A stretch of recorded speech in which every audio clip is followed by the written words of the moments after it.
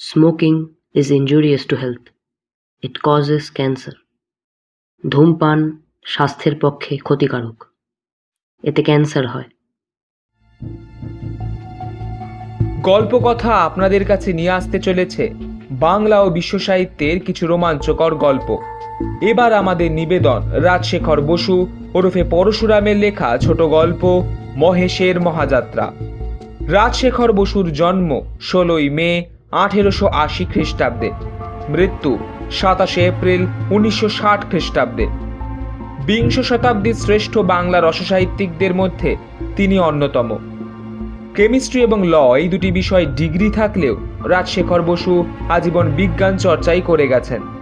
তার রচনাগুলির মধ্যে উল্লেখযোগ্য হল শ্রী শ্রী সিদ্ধেশ্বরী লিমিটেড, ভূষুণ্ডির মাঠে, কোচি সংসদ ইত্যাদি। সত্যজিৎ রায় তার লেখা দুটি গল্প থেকে অনবদ্য দুটি ছবি করেছিলেন, পরশপাথর এবং বিরিঞ্চি বাবা অবলম্বনে মহাপুরুষ। মহেশের মহাযাত্রা গল্পটি প্রথম প্রকাশিত হয় প্রবাসী পত্রিকায় 1338 বঙ্গাব্দে, অর্থাৎ 1931 খ্রিস্টাব্দে। গল্পটি আমরা নিয়েছি শিশু সাহিত্য সংসদ থেকে প্রকাশিত হীরেন চট্টোপাধ্যায় সম্পাদিত টাটকা ভূত বাসি ভূত এই বইটি থেকে। প্রধান চরিত্রে কেদার চাটুর্যে এবং তার সাঙ্গপাঙ্গ, হরিনাথ কুণ্ডু, দীনবন্ধু পণ্ডিত, কলেজের ছাত্র, কলেজের প্রিন্সিপাল যদু সান্ডেল, ডাক্তার ত্রিলোচন পাকরাশি এবং 4 জন শববাহক ও মহেশ মিত্তির। আমাদের সব রকম শ্রোতাদের কথা চিন্তা করে গল্পের ভাষাটি সহজ করে নেওয়া হয়েছে। শুরু হচ্ছে মহেশের মহাযাত্রা।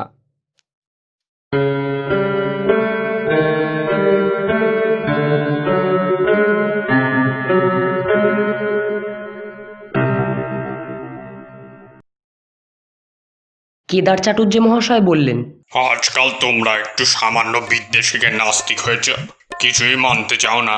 যখন আরো একটু শিখবে তখন বুঝবে যে আত্মা আছেন, ভূত পেতনি এরাও আছেন, ব্রহ্মদত্তি স্কন্দকাটা এরাও আছে। বংশলোচন বাবুর বৈঠকখানায় গল্প চলছিল।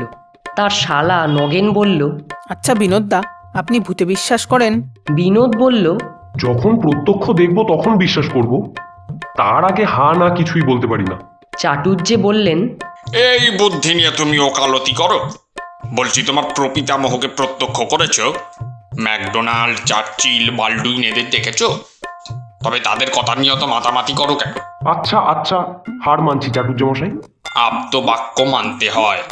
আরে প্রত্যক্ষ করা কি আর যার তার কর্ম? শ্রী ভগবান কখনো কখনো তার ভক্তদের বলেন, দিব্যং দদামিদের চক্ষু। সেই দিব্য দৃষ্টি পেলে তবে সব দেখতে পাওয়া যায়। নগেন জিজ্ঞাসা করল, আপনি দেখতে পেয়েছেন চাটুর্য মশাই? জ্যাঠামি করিসনি। এই কলকাতা শহরের রাস্তায় যারা চলাফেরা করে, কেউ কেরানি, কেউ দোকানি, কেউ মজুর, কেউ আর কিছু। তোমরা ভাবো সবাই বুঝি মানুষ, তা মোটেই নয়। তাদের ভেতর সর্বদাই 2-10টা ভূত পাওয়া যায়, তবে চিনতে পারা দুষ্কর। সেই রকম ভূতের পাল্লায় পড়েছিলেন আমাদের মহেশ মিত্তির। কে তিনি? জানো না? আমাদের মজিদপুরের চরণ ঘোষের মামার শালা। এককালে তিনি কিছুই মানতেন না, কিন্তু শেষ দশায় তাঁকেও স্বীকার করতে হয়েছিল। সকলে এক বাক্যে বললেন, কি হয়েছিল বলুন না চাটুর্য মশাই। চাটুর্যে মহাশয় হুকোটি হাতে তুলে বলতে আরম্ভ করলেন, সে প্রায় 30-40 বছর আগেকার কথা। মহেশ মিত্তির তখন শ্যামবাজারে শিবচন্দ্র কলেজে প্রফেসরি করতেন।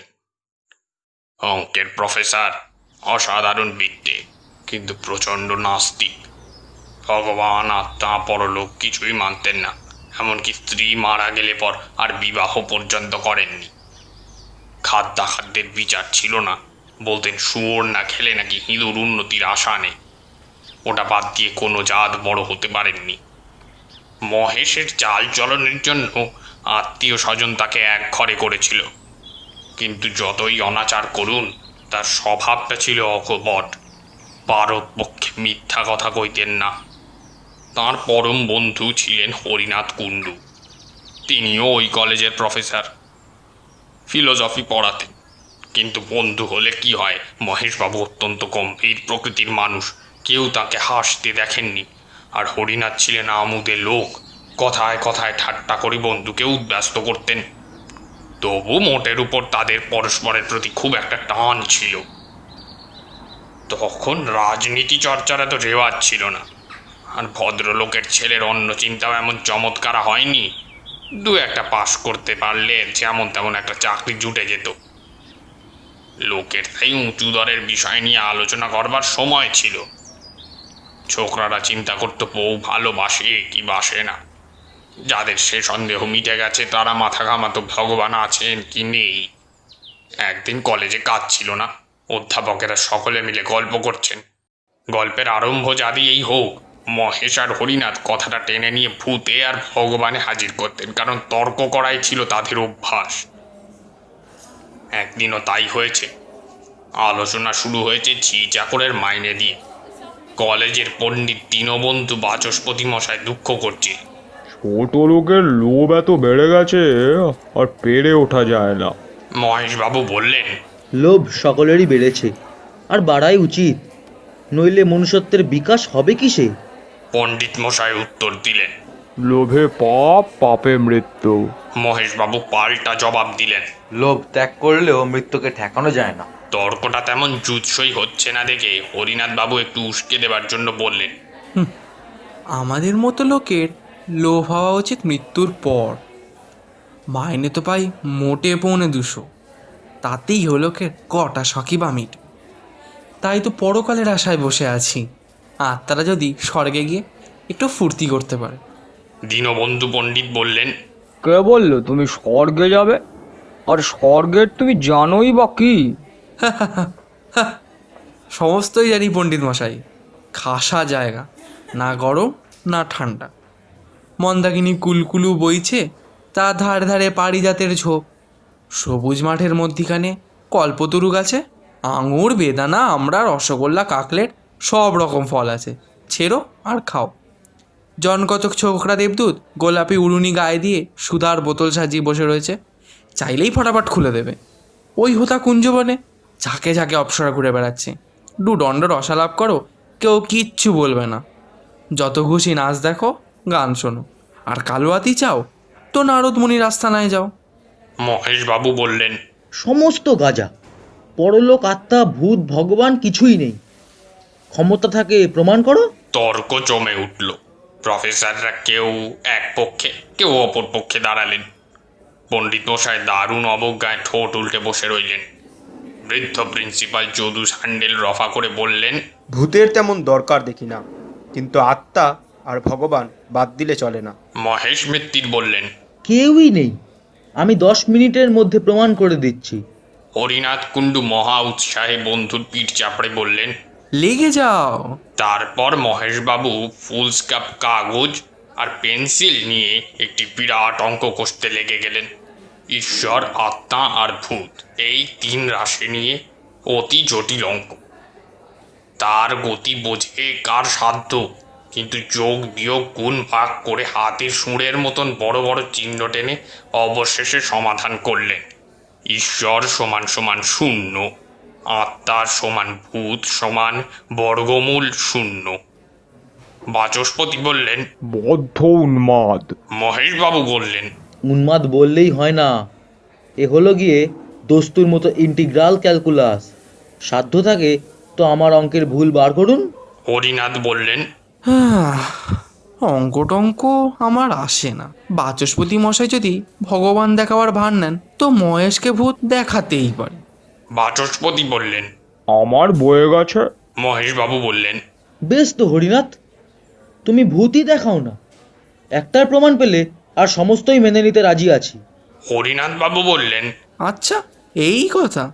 আসছে সপ্তাহে শিব চতুর্দশী পড়ছে, সেদিন তুমি আমার সঙ্গে রাত 12টায় মানিকতলের নতুন খালের ধারে চলো। পষ্টা বষ্টি ভূত দেখিয়ে দেবো, কিন্তু যদি কোনো বিপদ ঘটে তো আমাকে দুষতে পারবে না। যদি দেখাতে না পারো? আমার নাক কেটে দিও, আর যদি দেখাতে পারি তো তোমার নাক কাটবো। কাটাকাটির দরকার কি, সত্যের নির্ণয় হলেই হলো। শিব চতুর্দশীর রাত্রে মহেশ মিত্তির আর হরিনাথ কুণ্ডু মানিকতলায় গেলেন। জায়গাটা তখন বড়ই ভীষণ ছিল। রাস্তায় আলো নেই, দুধারে বাবলা গাছে আরো অন্ধকার করেছে। সমস্ত নিস্তব্ধ, কেবল মাঝে মাঝে পেঁচার ডাক শোনা যাচ্ছে। হোঁচট খেতে খেতে দুজনে নতুন খালের ধারে পৌঁছলেন।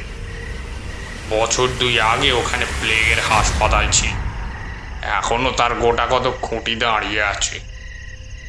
মহেশ মিত্তির ঘোর অবিশ্বাসী সাহসী লোক, কিন্তু তাঁরও গা ছমছম করতে লাগলো। হরিনাথ সারা রাস্তা কেবল ভূতের কথাই কয়েছেন। তারা দেখতে কেমন, মেজাজ কেমন, কি খায়, কি পরে, এইসব আর কি। দেবতারা হচ্ছেন উপর প্রকৃতির দিলদরিয়া, কেউ তাঁদের না মানলেও বড় একটা কেয়ার করেন না। কিন্তু অপদেবতারা পদবিতে খাটো বলে তাদের আত্মসম্মান বোধ নাকি বড়ই উগ্র। না মানলে ঘাড় ধরে তাদের প্রাপ্য মর্যাদা আদায় করেন, এইসব কথা। হঠাৎ একটা বিকট আওয়াজ শোনা গেল, যেন কোনো অশরীরী বিড়াল তার পলাতকা প্রণয়িনী আকুল আহ্বান করছে। একটু পরেই মহেশবাবু রোমাঞ্চিত হয়ে দেখলেন একটা লম্বা রোগা কুচকুচে মূর্তি দুহাত তুলে সামনে দাঁড়িয়ে আছে। তার পিছনে একটু দূরে ওই রকম আরো দুটো। হরিনাথ বাবু থরথর করে কাঁপতে কাঁপতে বললেন, রাম রাম সীতারাম, রাম রাম। ও মহেশ, দেখছো কি? তুমিও বলো না রাম রাম, রাম রাম। আর একটু হলেই মহেশবাবু রাম নাম উচ্চারণ করে ফেলতেন, কিন্তু তার কনসায়েন্স বাধা দিয়ে বললে, উহু, একটু সবুর করো। যদি ঘাড় মটকাবার লক্ষণ দেখো তখন না রাম নাম করা যাবে। এরা একটা পাকুড় গাছের নিচে ছিলেন। হঠাৎ উপর থেকে খানিকটা কাদা গোলা জল মহেশের মাথায় এসে পড়ল। তখন সামনের সেই কালো মূর্তিটা নাকি সুরে বললে, মহেশবাবু, আপনি নাকি ভোট মানেন না? এ অবস্থায় বুদ্ধিমান ব্যক্তি মাত্রেই বলে থাকেন, আগে হ্যাঁ মানি বই কি। কিন্তু মহেশ মিত্তির বেয়াড়া লোক। হঠাৎ তার এমন একটা খেয়াল হলো, ধাঁ করে এগিয়ে গিয়ে ভূতের কাঁধ খামচে ধরে জিজ্ঞাসা করলেন, কোন ক্লাস? ভূত তো থতমত খেয়ে জবাব দিলে, second year sir. Roll number কত? ভূত করুণ নয়নে হরিনাথের দিকে চেয়ে জিজ্ঞাসা করলে, বলি স্যার। হরিনাথের মুখে রাম নাম ভিন্ন কথা নেই। পিছনের দুটো ভূত অদৃশ্য হয়ে গেল। পাকুড় গাছে যে ছিল সে টুক করে নেমে এসে পালিয়ে গেল। তখন বেগতিক দেখে সামনের ভূতটি ঝাঁকুনি দিয়ে মহেশের হাত ছাড়িয়ে চোঁচা দৌড় মারলে। মহেশ মিত্তির হরিনাথের পিঠে একটা প্রচন্ড কিল মেরে বললেন, জোচ্চোর। হরিনাথ পাল্টা কিল মেরে বললেন, আহাম্মক। নিজেই নিজের পিঠে হাত বুলোতে বুলোতে দুজনে দুই বন্ধু বাড়ি মুখো হলেন। আসল ভূত যারা আশেপাশে লুকিয়েছিল তারা মনে মনে বলল, আজই রজনীতে হয়নি সময়। পরদিন কলেজে হুলস্থুল বেঁধে গেল। সমস্ত ব্যাপার শুনে প্রিন্সিপাল ভয়ঙ্কর রাগ করে বললেন, অত্যন্ত শেমফুল কাণ্ড। দুজন নামজাদা অধ্যাপক একটা তুচ্ছ বিষয় নিয়ে হাতাহাতি। হরিনাথ, তোমার লজ্জা নেই? হরিনাথ বাবু ঘাড় চুলকে বললেন, আগে আমার উদ্দেশ্যটা ভালোই ছিল, মহেশকে রিফর্ম করার জন্য যদি একটু করেই থাকি তাতে দোষটা কি? হাজার হোক আমার বন্ধু তো। মহেশবাবু গর্জন করে বললেন, কে তোমার বন্ধু? প্রিন্সিপাল বললেন, মহেশ, তুমি চুপ করো। উদ্দেশ্য যাই হোক, কলেজের ছেলেদের এর ভিতর জড়ানো একবারে অমার্জনীয় অপরাধ। হরিনাথ, তুমি বাড়ি যাও, তোমায় আমি সাসপেন্ড করলো। আর মহেশ, তোমাকেও সাবধান করে দিচ্ছি, আমার কলেজে ভুতুরে তর্ক তুলতে পারবে না। মহেশবাবু উত্তর দিলেন, সে প্রতিশ্রুতি দেওয়া শক্ত। সকল রকম কুসংস্কার দূর করাই আমার জীবনের ব্রত। তবে তোমাকেও সাসপেন্ড করলো। অন্যান্য অধ্যাপকরা চুপ করে সমস্ত শুনছিলেন। তারা প্রিন্সিপালের হুকুম শুনে কোনো প্রতিবাদ করলেন না, কারণ সকলেই জানতেন যে তাঁদের কর্তার রাগ বেশি দিন থাকে না। মহেশবাবু তাঁর বাসায় ফিরে এলেন। হরিনাথের ওপর প্রচণ্ড রাগ। হতভাগা একটা গভীর তত্ত্বের মীমাংসা করতে যায় জুয়োচুরির দ্বারা। সে আবার ফিলোসফি পড়ায়, এমন অপ্রত্যাশিত আঘাত মহেশ কখনো পাননি। মানুষের মন যখন নিদারুণ ধাক্কা খায় তখন সে তার ভাব ব্যক্ত করবার জন্য উপায় খোঁজে। কেউ কাঁদে, কেউ তর্জন গর্জন করে, কেউ আবার কবিতা লেখে। একটা তুচ্ছ কোঁচবকের হত্যাকাণ্ড দেখে মহর্ষি বাল্মীকির মনে যা ঘা লেগেছিল তাই প্রকাশ করবার জন্য তিনি হঠাৎ 2 ছত্র শ্লোক রচনা করে ফেললেন। মা নিষাদ প্রতিষ্ঠাং তমগম ইত্যাদি ইত্যাদি। তারপর সাতকাণ্ড রামায়ণ লিখে তার ভাবের বোঝা নামাতে পেরেছিলেন। আমাদের মহেশ মিত্তির চিরকাল নিরস অঙ্কশাস্ত্রের চর্চা করে এসেছেন, কাব্যের কিছুই জানতেন না, কিন্তু আজ তাঁরও মনে সহসা একটা কবিতার অঙ্কুর গজগজ করতে লাগলো। তিনি আর বেগ সামলাতে পারলেন না। কলেজের পোশাক না ছেড়ে বড় একখানা আলজেব্রা খুলে তার প্রথম পাতায় লিখলেন, হরিনাথ কুণ্ডু খাইতার মুন্ডু। কবিতাটি লিখে বারবার ডাইনে বাঁয়ে ঘাড় বেঁকিয়ে আদি কবি বাল্মীকির মতন ভাবলেন, হ্যাঁ উত্তম হয়েছে। কিন্তু একটা খটকা বাঁধল। কুণ্ডুর সঙ্গে মুন্ডুর মিল তো আবহমান কাল থেকেই চলে আসছে, এতে মহেশের কৃতিত্ব কোথায়? কালিদাসী হন আর রবীন্দ্রনাথ, কুণ্ডুর সঙ্গে মুন্ডু মেলাতেই হবে, এ হলো প্রকৃতির অলঙ্ঘনীয় নিয়ম। মহেশ একটু ভেবে ফেরে লিখলেন, কুণ্ডু হরিনাথ মুন্ডু করিপা। হ্যাঁ, এইবার মৌলিক রচনা বলা যেতে পারে। মহেশের মনটা একটু শান্ত হলো, কিন্তু কাব্য সরস্বতী যদি একবার কাঁধে ভর করেন তবে সহজে নামতে চান না। মহেশবাবু লিখতে লাগলেন, হরিনাথ ওরে হবি তুই মোরে নরকের পোকা অতিশয় বোকা। নরকই নেই, তার আবার পোকা? মহেশবাবু স্থির করলেন কাব্যে কুসংস্কার নাম দিয়ে তিনি শীঘ্রই একটা প্রবন্ধ রচনা করবেন, তাতে মাইকেল, রবীন্দ্রনাথ কাউকে রেহাই দেবেন না। তারপর তার কবিতার শেষের 4 লাইন কেটে দিয়ে ফের লিখলেন, ওরে হরিনাথ তোরে করি কাত পিঠে মারি চ।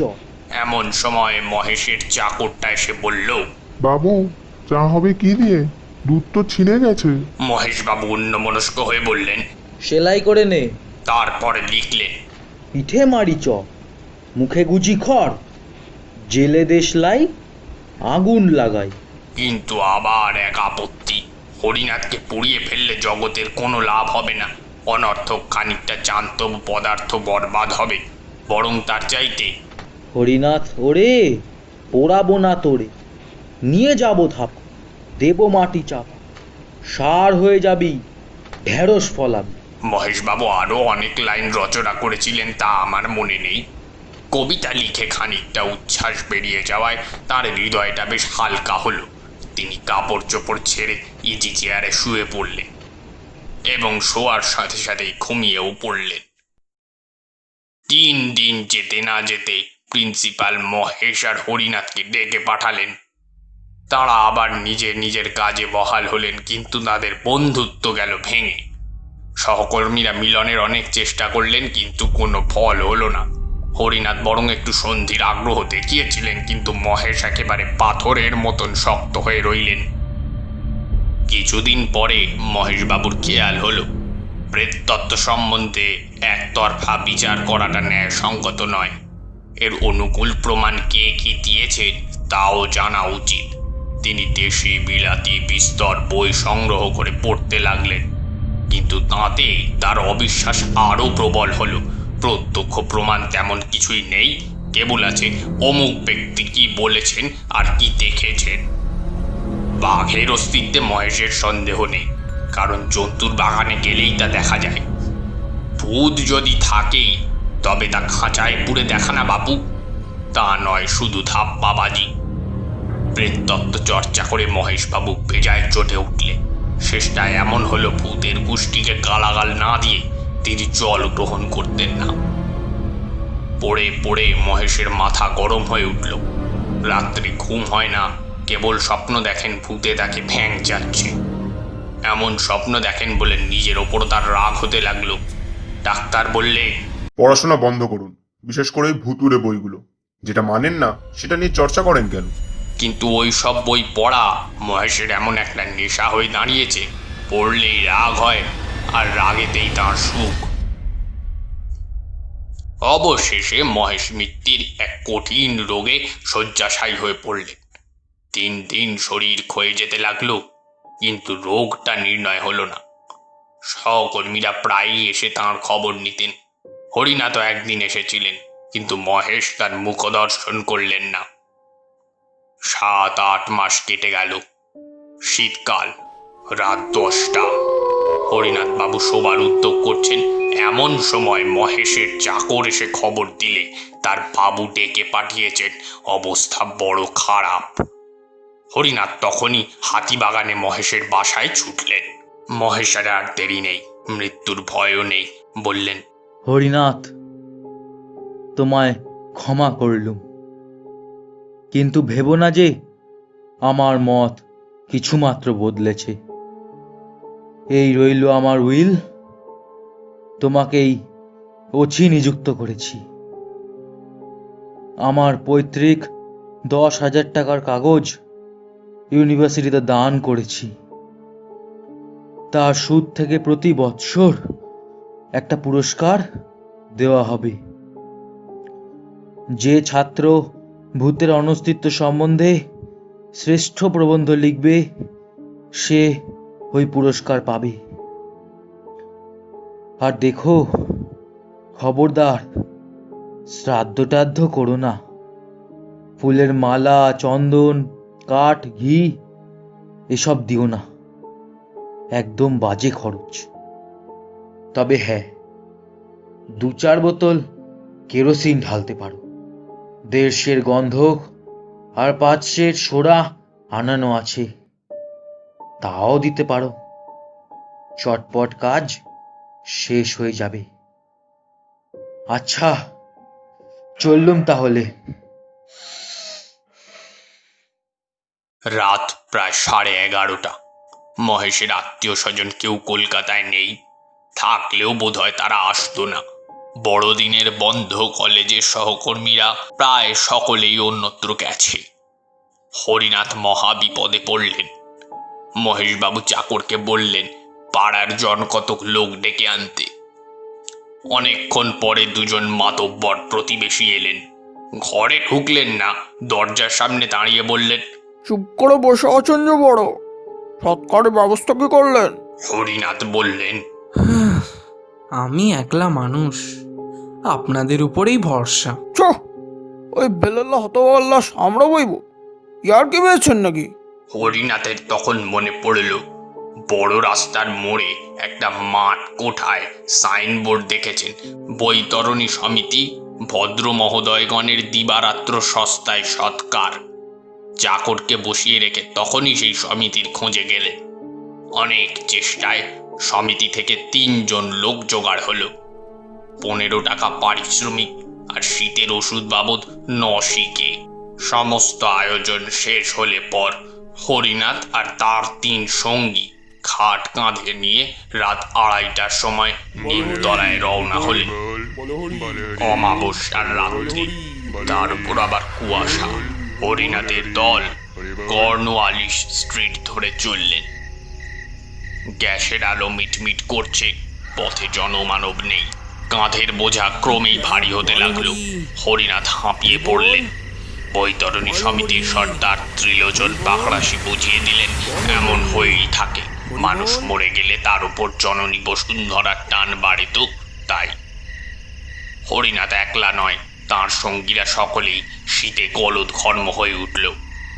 খাট নামিয়ে অনেক চিড়িয়ে আবার যাত্রা। কিন্তু মহেশ মিত্তিরের ভার ক্রমশই বাড়ছে, পা আর এগোয় না।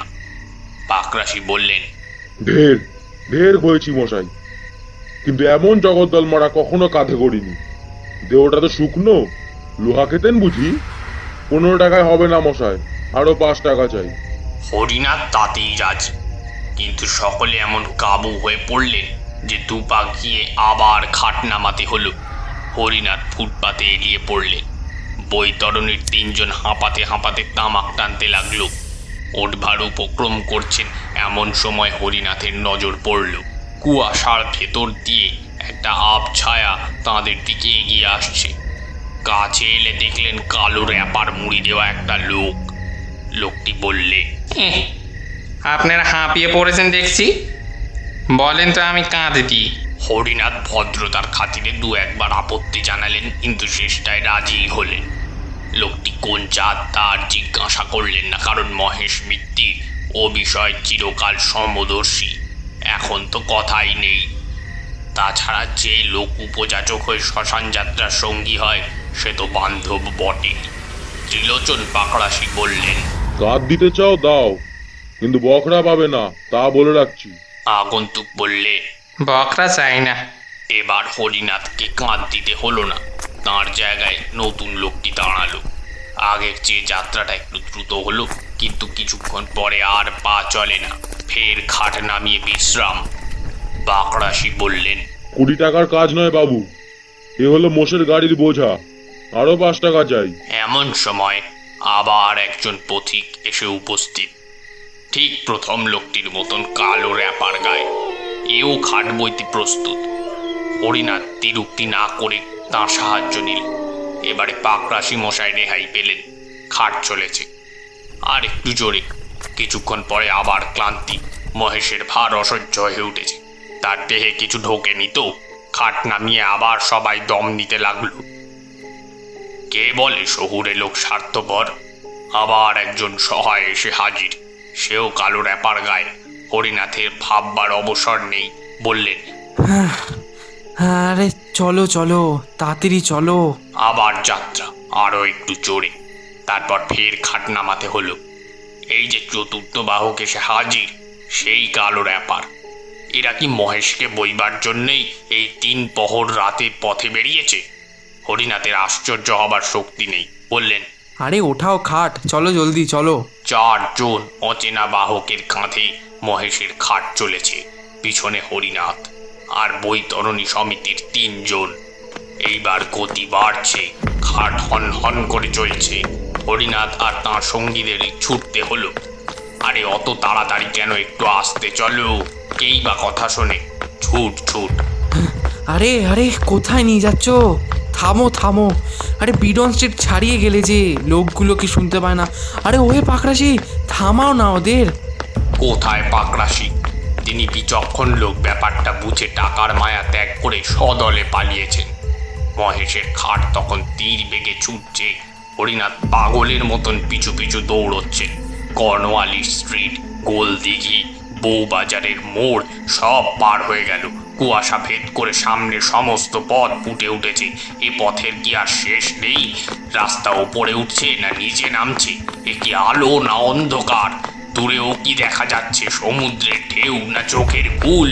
হরিনাথ ছুটতে ছুটতে নিরন্তর চিৎকার করছেন, আরে থামো, আরে থামো থামো থামো। ও কি? খাটের উপর উঠে বসেছে কে? মহেশ? মহেশই তো। কি ভয়ানক! দাঁড়িয়েছে, ছুটন্ত খাটের ওপর খাড়া হয়ে দাঁড়িয়েছে। পিছন ফিরে লেকচারের ভঙ্গিতে হাত নেড়ে কি বলছে।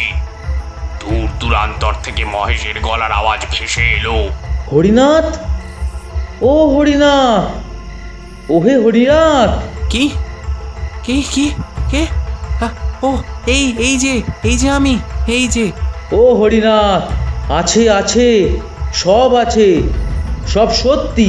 মহেশের খাট অগোচর হয়ে এলো। তখনও তাঁর ক্ষীণ কণ্ঠস্বর শোনা যাচ্ছে, আছে আছে। হরিনাথ মূর্ছিত হয়ে পড়লেন। পরদিন সকালে ওয়েলেসলি স্ট্রিটের পুলিশ তাকে দেখতে পেয়ে মাতাল বলে চালান দিলে।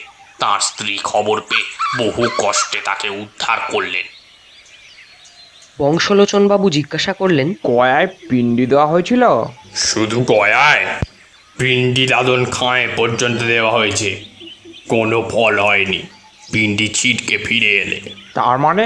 মানে মহেশ পিণ্ডি নিলেন না, কিংবা তাকে নিতে দিলে না। আশ্চর্য। আর মহেশ মিত্রের টাকাটা? সেটা ইউনিভার্সিটিতে গচ্ছিত আছে, কিন্তু কাজ কিছুই হয়নি। ভূতের বিরুদ্ধে প্রবন্ধ লেখার সাহস কোনো ছাত্রের নেই। আর এখন সেই টাকা সুদে আসলে প্রায় 25,000 হয়ে গেছে। একবার সেনেটে প্রস্তাব উঠল যে টাকাটা প্রত্ন বিভাগের কাছে খরচ করা হোক, কিন্তু ছাদের উপর এমন দুপদাপ শব্দ শুরু হলো যে সবাই ভয়েই পালালেন। তারপর থেকে মহেশ ফান্ডের নাম আর কেউ করে না।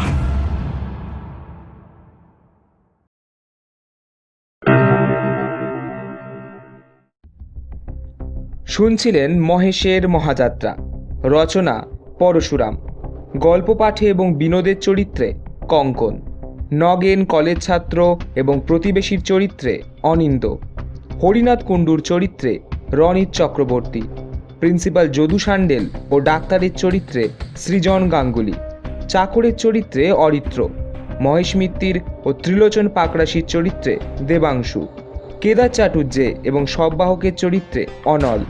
গল্পের সূত্রধার দীনবন্ধু পণ্ডিত বাচস্পতি মশাই এবং বংশলোচনের চরিত্রে শুভম। শব্দগ্রহণ, আবহ সঙ্গীত ও স্পেশাল এফেক্টসে অরিত্র ও কঙ্কন। পোস্টার ডিজাইনিংয়ে অরিত্র, অনিন্দ ও স্বর্ণেন্দু চক্রবর্তী। সম্পাদনায় অরিত্র। সমগ্র পরিকল্পনা ও পরিচালনায় অনিন্দ।